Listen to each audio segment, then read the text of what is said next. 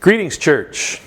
It's mid-afternoon here as I come to you on video, and I want to confess to you that I've yet to pick up my newspaper today.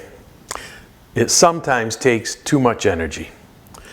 There are national issues to consider. There are statewide issues to consider. When I get to work, there are the issues of the church to consider, and in all of my relationships, in every sphere of my life, there are matters of personal conscience to consider. There are some days where it all becomes too tiring. And I know this is true in our local congregations, and I know this is true for the authorized ministers, your pastors, among us, as we not only try to keep current with the state of the world, but do so under the umbrella of a pandemic which by any other name, since some people want to say it's over and others are waiting for a surge, that pandemic still hovers over us like a dark cloud that lends uncertainty to every day. Those who provide me with spiritual care invite me to take heart. So I look around the life of the Florida Conference for places where I can take heart, and I am heartened. So many issues that take up the airwaves these days are being addressed in Christian community, and it brings me comfort to know our churches are all over the state of Florida making witness, sometimes at personal cost, but making witness to the presence of God among us.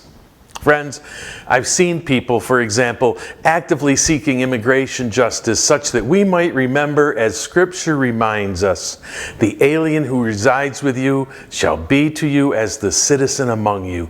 You shall love the alien as yourself, for you were aliens in the land of Egypt. I am the Lord, your God, it says in Leviticus. Friends, immigration justice is a spiritual issue, not just a political one.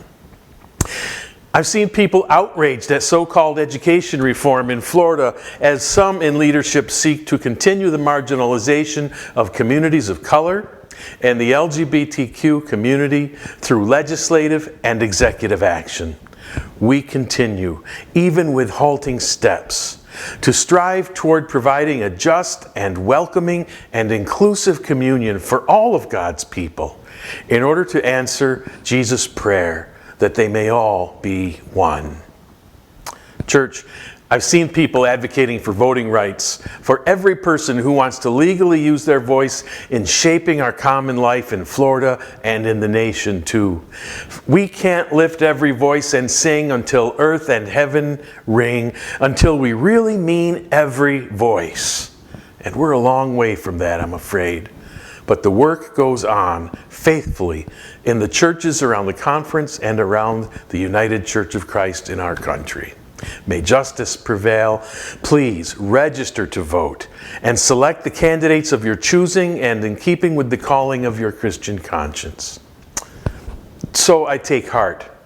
The hovering cloud is still there. The national political circus continues to devolve in uncivility and hyper-partisan divisiveness. But we are still here too, and that's reason enough for feeling uplifted. A simple thank you seems hardly enough for the ways you bring church to life with a blessing in the gospel. But thank you, congregations of the United Church of Christ in Florida, for your actions and activism and advocacy, for your preaching and your presence and your prayers, for your speaking out and standing up in the public square where Pentecost happened and where Pentecost will happen again, where thousands upon thousands heard and will hear God's good news in ways they can understand. Be blessed, be the church, be at peace, and receiving a word of thanks, I invite you, be in touch, won't you?